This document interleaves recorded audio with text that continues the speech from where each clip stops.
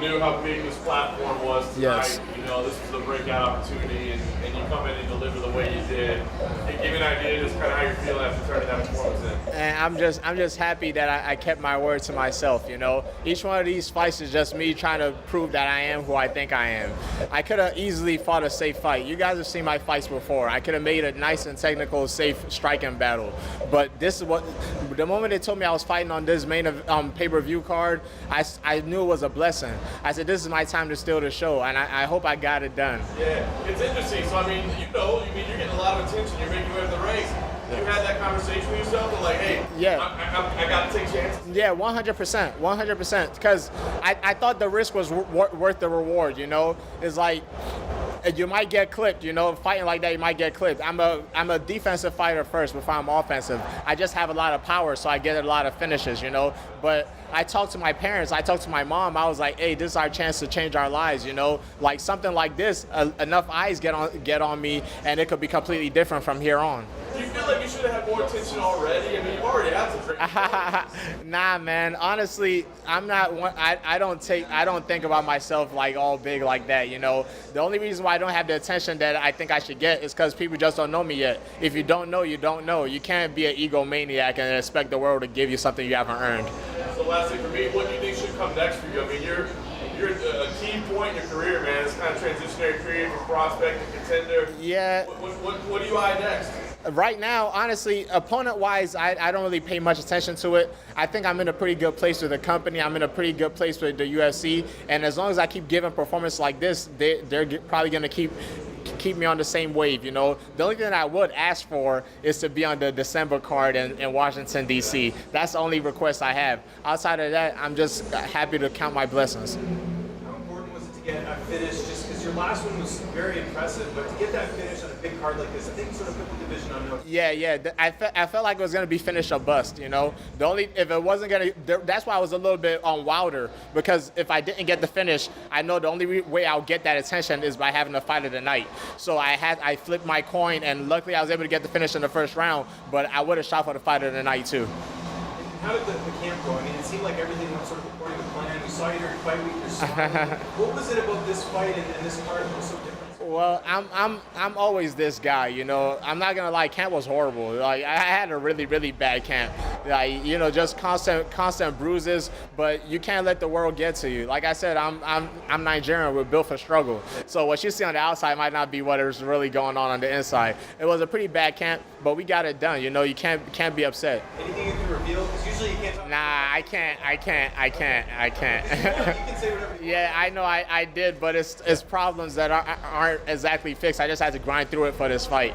Yeah. So does that make it even sweeter that you overcame all this and you still got the biggest? Not sweeter, just I'm proof to myself I'm the person I say I am. You mentioned you want to be on that Washington D.C. card, a second home for you. Yes. Last time the UFC was there, you were big, you were 2 tickets. Yes. How much does it mean for you to be there? What would that feel? It's a fantastic story, you know. I try to look at my career as like one big book, you know. After each fight, I always name them chapters, and then in my head, I kind of think about them as like a chapter of a book. So that's going to be a hell of an addition to my storybook, being in D.C. Like, honestly, the first time when they were there, I was a kid. I watched it. I hope it wasn't a pay-per-view, because I'm going to tell on myself and say I stole it, because I know for sure I didn't pay for it. But that was the first time I even saw my coach on TV, and I saw his student, which was another. It wasn't like a Nigerian, but it was somebody from PG County, which was another motivating factor. It's like, oh man, this guy's from where you're at right now. If he can make it, you can make it. You win the 50 G's, what are you going to do with the money? I know part of it was getting back to the people as well. You already know, man. The plan doesn't stop. That's the whole reason why I'm doing this, you know. I'm just trying to make the life of the people around me a little bit better and better and better. That 50 G's is still going to the family. We're just going to keep building this. I said I was going to build this house. I'm going to build this house. Sodiq, before your last fight, there was that cute video of your mom learning to spar. How's her training going? She's doing pretty good. You know, I'm gonna go against her again. We got to get another sparring session going, because now she's learning how to kick.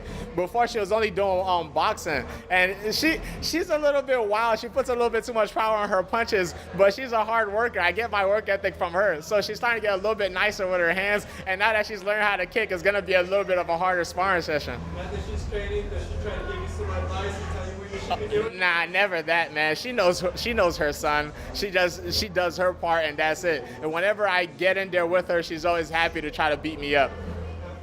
Have you talked to her? What did she have to say about your victory? The first thing I do after every fight is call my mom. I call her and I say thank you for the prayers. You know, that's all it is. She woke me up 2 days ago because towards the end of camp, I started doing it 2 fights ago, and I think I'm gonna make it a tradition from now on. Like towards the end of camp 2 fights ago, I went to go stay with her because a couple of my roommates got sick, and then the 2 fights ago I did the same thing. And then this time I was like, I didn't have a reason. I just went over there. So the last 2 weeks of practice, I'll just go stay over there, and it's just a comforting feeling, you know. And she'll wake me up with her voodoo prayers and all that stuff in the middle of the night. And 2 nights ago, she woke me up and she said, "Hey, we've all been praying for you. You said you wanted to have the most exciting fight of the night, and then you wanted a knockout on top of that, and that's what we're praying for, and you're gonna get that." So as soon as I called her, she was like, I told you you was gonna get it. You had an exciting fight, and then you gotta finish afterwards. So that's all it is. It's all blessings, man. Does she tell you the lottery numbers by chance? Nah, we don't push it too far. Right now, the prayers are working. You don't want to ask for too much, and it's like, all right, throw it away. Sodiq, the life of a fighter is not something a lot of parents wish for their kids. No. What does it mean to you? Not only have to support you, but to get in the gym and get a taste of what it's like. Yeah. The reason the gym stuff is kind of a long story actually, but I don't think we have enough time to get into it. But I'm happy. She supports me because she knows the work I put in. I'm her son, you know. Everything that I get is directly from her. My work ethic comes from her. And she knows if I'm going to give something, if I'm going to give myself to something, I'm going to give myself to it 100%. I used to tell people as a kid that I was going to be in the UFC, and the only way it wasn't going to happen was divine intervention, you know, because I know myself. Like, the only way it wasn't going to happen was if I just got hit by a car one day. But the main goal was what I can accomplish while I'm here. And we're on the journey now. That's why I said it's a book. Now we're on chapter 3. You mentioned the mindset of being Nigerian, right? Obviously, Kamaru's the champ. We've got a lot of African fighters down in the UFC. Do you really think there is something different about the mindset? Not only obviously the Yeah, no, 100%. My people are built for struggle.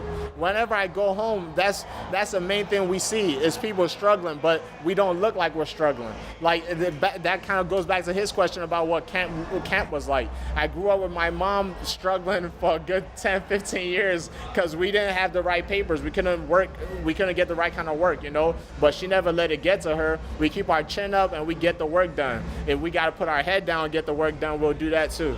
So UFC is a big organization in Africa, but what would it mean to you if we ever did get a UFC Africa? Like, what would that be? Hey, if I was fighting tonight and the UFC Africa was tomorrow, I'm not showing up tonight, man. I'm gonna be on that UFC Africa card. It means the world, man, because these kids, when Israel and Kamaru won that belt, the way it made me feel, it was incredible. And I want to make other kids feel like that when they see me, you know, because it's inspirational. We all can't be doctors and lawyers. And right now, with the way some of our people are, my dad is from the village. I go to the village a lot. Some of those people, they're never gonna make it through that route. But we're built for struggle. We can make it through this sport. This sport is perfect for us. Good. Thanks, guys. And if you guys want to move your cameras back, everything else will be presser style. All right, let's go do the rest of your week.